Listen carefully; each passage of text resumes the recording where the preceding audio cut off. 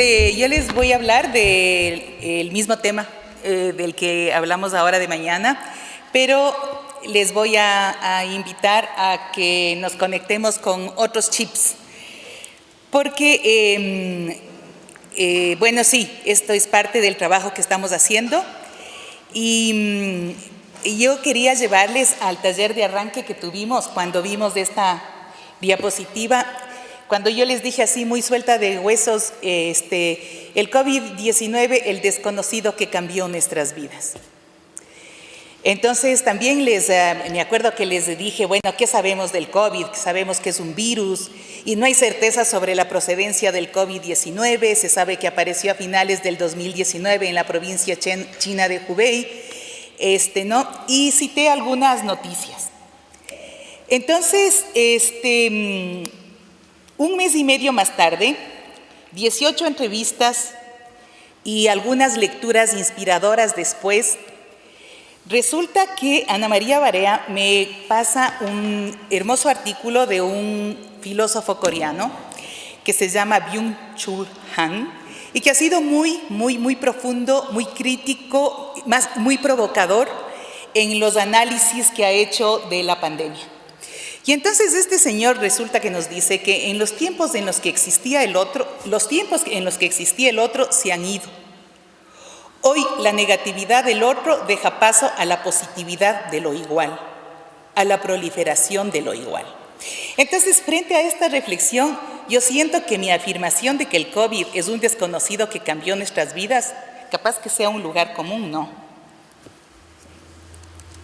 Y entonces, 18 entrevistas más tarde, claro, digo, hay otras miradas, hay otras lógicas, hay otras percepciones. Entonces, les invito a que lean estos testimonios. Un compañero aguá dice, esta es una enfermedad que no resulta extraña. Es de la naturaleza por el maltrato al bosque, por la tala y puede ser para acabar la vida de los aguá. Que somos hijos de los árboles, gente de la montaña. Por el maltrato a la naturaleza llegó el virus. El Opinenkimo dijo, nosotros siempre hablamos en sueño guaurani. Coronavirus en mundo guau no es nuevo. Abuelos ya sufrieron epidemias en el inicio del contacto por poliomielitis. La tierra nos está castigando porque no hacemos bien las cosas, destruimos la selva, estamos matando la selva. Una mujer quichua dijo, las abuelas contaban en Guayu Supina que van a llegar enfermedades terribles y acabarán con las personas. Estas enfermedades vendrán de afuera y afectará a personas que viven en centros poblados. No afectará a quichuas porque nosotros comemos sano y vivimos en espacios libres. Entonces, bien, con esto estoy dando lectura a unos testimonios que evidentemente tienen relación con lo mítico. Entendiendo que los mitos son más que un relato, entendiendo que los mitos son hechos que están relacionados con una identidad colectiva, social, cultural y psicológica. Hechos que en su origen no se discuten, que norman la vida de los pueblos. Y claro, esto me lleva a pensar en las políticas públicas y en las respuestas que desde la oficialidad nacional y global se dan y se han dado frente al COVID. Entonces aquí solamente les hago acuerdo que cuando se decretó la emergencia sanitaria en el Ecuador, esta declaratoria estuvo acompañada de un estado de excepción que se renovó y que nos duró casi como un año. La información que nos dijeron fue quédate en la casa, no salgas, lávate las manos, ponte alcohol, usa mascarilla, aíslate. Si le quieres a tu abuelito, no le visites, déjale solito, ¿no? Y entonces esta fue la respuesta de un discurso monotemático, si quieren, y absolutamente igual, porque fue igual con algunas diferencias, pero en los contenidos eran iguales. Entonces, ahí tenemos el fenómeno de lo igual. Esto nos hace obviar a lo diferente. Entonces, en esa respuesta política global, la relación entre la deforestación y las enfermedades zoonóticas no se habla, no está presente, no existe. En Ecuador se talan 60.000 hectáreas de bosque al año, que equivale a 120.000 canchas de fútbol. La deforestación se debe mayormente a las industrias extractivas, maderera, minera, petrolera, a los monocultivos del agro. Hoy Nuri dijo un dato que es pavoroso. La costa ha convertido su campo en una fábrica de productos agrícolas para la exportación. Monocultivos, son 5: palma, banano, maíz, cacao, café. Eso es el campo costeño. Entonces ahí ya no hay campesinos, hay jornaleros agrícolas, ¿no? Entonces eso es así, es muy fuerte, ¿no? Con la tala de los árboles se rompe el equilibrio entre los bosques y animales silvestres, provocando la dispersión de los virus, bacterias y parásitos. Para continuar con su ciclo de vida, estas bacterias, virus y parásitos buscan nuevas fuentes y se encuentran en animales domésticos o en animales humanos.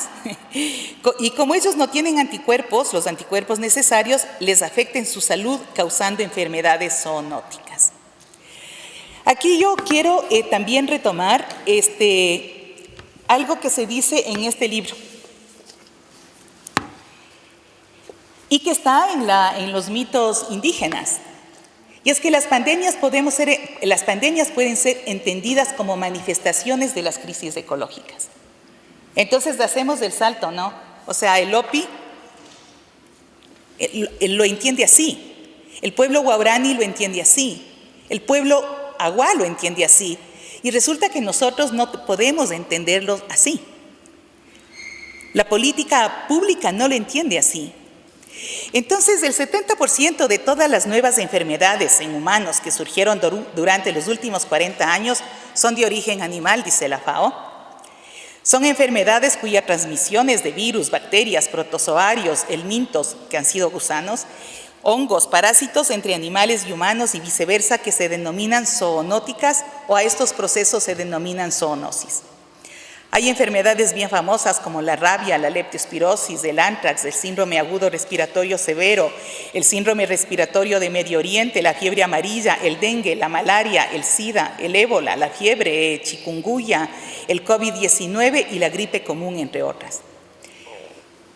Las enfermedades más famosas generadas por zoonosis, es decir, que pasaron de un virus en un animal al ser humano, son el SIDA, que pasó de los chimpancés al ser humano al entrar en contacto en la sangre infectada de los monos con heridas y cortes de los hombres durante las cacerías.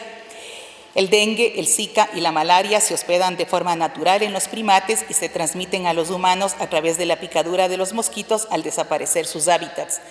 El Zika me afectó a mí cuando estuve trabajando en Manabí después del terremoto, y Manta, por ejemplo, es un criadero de Zika. El COVID-19 es huésped natural de murciélagos y no se sabe cómo pasó a los humanos, aunque en un principio se habló de pangolines. La deforestación y la pérdida de especies abren la puerta a nuevas enfermedades. Entonces, es probable que el origen del COVID-19 se haya producido por un contagio directo de animales a humanos. Es probable o muy probable que haya habido animales intermedios entre un animal infectado y los humanos. Pero los murciélagos y los pangolines no son los culpables de desatar la pandemia que hoy vive el mundo. El enemigo no es el murciélago ni los virus, es la falta de estrategias para tener una mejor relación con la naturaleza, dice un lindo artículo publicado en Mongabay.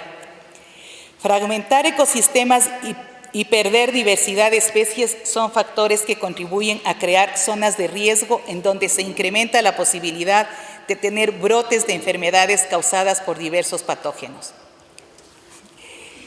Esto también es tomado de esta publicación. que dice que los ecosistemas y los bosques sanos son nuestro mejor antivirus.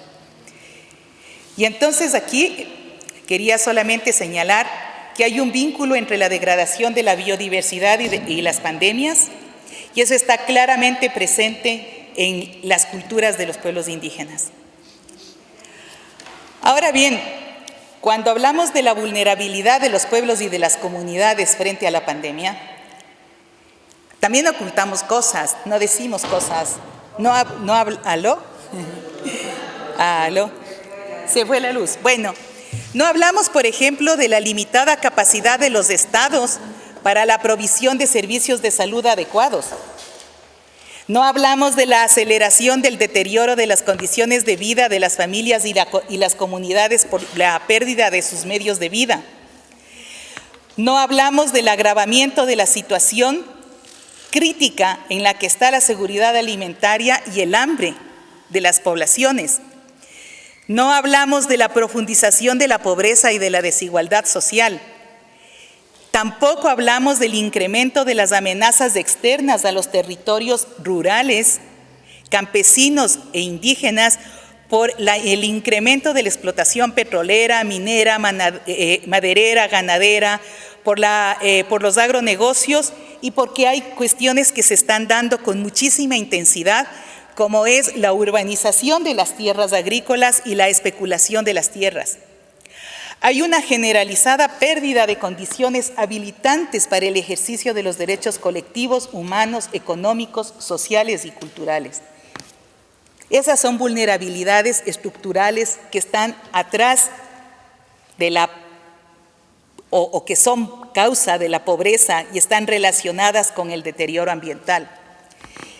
Las medidas oficiales de respuesta para garantizar los derechos de los pueblos indígenas y de las comunidades locales en la pandemia solamente se hicieron presentes frente a acciones legales y constitucionales que generaron los pueblos. Entonces, el 22 de mayo del 2020, la Corte Constitucional dictaminó que los pueblos indígenas son titulares de derechos colectivos que deben ser respetados y garantizados con particular énfasis en la pandemia. El Estado está obligado a difundir medidas de prevención en distintas lenguas, tomar medidas que sean culturalmente adecuadas para evitar el contagio en los territorios indígenas y tiene la obligación de generar información en materia de salud desagregada por nacionalidades y pueblos, y esto debe hacerse pública. También tiene que establecer medidas y protocolos especiales para garantizar la vida y la salud de los pueblos en aislamiento voluntario. Bueno, las respuestas desde el Estado es que la Secretaría de Derechos Humanos delegó a la Subsecretaría de Nacionalidades la responsabilidad y el seguimiento. Se constituyó un Comité Nacional Interinstitucional e Intersectorial para la elaboración del Plan y Promoción de la Salud y Comunicación de Riesgo para Pueblos y Nacionalidades del Ecuador. Ellos generaron un plan de acciones urgentes frente a pueblos ancestrales, crearon protocolos de prevención y contingencia de la COVID en el área intangible Tagaere Taromenani, también establecieron unos protocolos para la comunicación y atención de casos de violencia de género y para la prevención y atención de personas con sospechas de COVID en comunidades, pueblos y nacionalidades. Son protocolos. ¿Cómo se aplicaron esos protocolos? No me queda muy claro, pero la última respuesta que dio el Estado es que la Secretaría de Derechos Humanos inició un plan de vacunación a la población guaraní en la zona intangible Tagaere Taromenani. Aquí, frente a toda esta secuencia de respuestas, yo me voy pues de nuevo a las 18 entrevistas y resulta que entre los pueblos indígenas, el pueblo guaraní, por ejemplo, no quiere vacunarse. El pueblo quichua no quiere vacunarse. Entonces, esto me lleva a pensar en otra cosa. Y es que este filósofo, que es un descubrimiento fantástico, señala que la interconexión digital y la comunicación total no facilitan el encuentro con otros. Más bien sirven para encontrar personas iguales y que piensan igual, haciéndonos pasar de largo ante los desconocidos y de quienes son distintos. Se encarga de que nuestro horizonte de experiencia se vuelva cada vez más estrecho, nos lleva a una autopropaganda que nos adoctrina con nuestras propias nociones. Entonces, desde esta reflexión, ¿no es cierto?, lo diferente no existe. Nuestras miradas son estrechas. Solo nos oímos a nosotros mismos en un relato que se ha construido desde lo igual. Entonces, solamente revisando los datos de la pandemia sobre el Ecuador, vemos que hay números de personas recuperadas, de casos con alta hospitalaria, de personas fallecidas, de casos que fueron descartados. No tenemos idea de cuántos fueron, de qué población rural fue la que se contagió, cuál es la población rural, cuál es la población urbana, quiénes son indígenas, cuántos hombres, cuántas son mujeres. Eso pasa a ser parte de temas que no interesan, que no se oyen. Pero resulta que si es que oyéramos, pudiéramos comprender que la escucha tiene una dimensión política, que es un acto político el escuchar. Es un acto político porque es una acción, es una participación activa en la existencia de otros y también en sus sufrimientos. Siempre sigo con él, me estoy coreana yo. Es lo único que enlaza e intermedia entre hombres para que ellos configuren una comunidad. Hoy oímos muchas cosas, pero perdemos cada vez más la capacidad de escuchar a otros y de atender a su lenguaje y a su sufrimiento. Entonces, realmente, como el Ecuador, que es un país plurinacional que se basa en relaciones interculturales, puede ser viable si no tenemos la capacidad de escuchar, de reconocer al otro, de reconocer al diferente, de reconocer siquiera que existe. Ahora en la presentación que hizo Nuri, ella nos dio un montón de datos. No existe la naturaleza. La naturaleza no hay, no está presente. No hay nada, no hay un dato que nos refiera a la naturaleza. Los pueblos indígenas no existen. Las comunidades campesinas están desaparecidas, o sea, ¿dónde estarán? ¿No? Entonces, claro, ¿cómo construimos alternativas desde ahí? Entonces escuchemos, pensé yo, ¿no?, después de leerle a este señor. Y por ejemplo, en las entrevistas, un dirigente chachi decía: nuestra naturaleza nos ha permitido, en relación a la pandemia, ¿no?, que nosotros vivamos diferente la pandemia que en las ciudades. Estamos conscientes de que hay que cuidar árboles y la naturaleza, porque ella nos defendió de la enfermedad. Estamos rodeados de bosques y árboles y especies del bosque. Creemos que ellos consumieron las enfermedades y consumieron esta contaminación y evitaron el contagio. Entonces, otra mirada, otra sintonía. El bosque, nuestro mejor antivirus. Yo puedo ir a la cascada y abrazar el árbol. Yo huelo a selva, yo me siento con sabor a la naturaleza. Siento como la naturaleza se pone a gritar, a llamarme. Me siento feliz y tengo que sentarme al lado de la cascada y voy al Monte Virgen. Y me siento bajo el árbol de lianas que suena bonito. Los pájaros, los insectos, me siento purificada y pienso que ya todos estamos sanos. Aquí no se enfermó nadie, no queremos vacunarnos, dijo la presidenta de Sachahuayza. Entonces, claro, frente a todo esto, ¿qué respondemos? Hay cosas que son respuestas importantes. Frente al aislamiento, en comunidad nos cuidamos. En comunidad nos protegemos. En comunidad respondemos.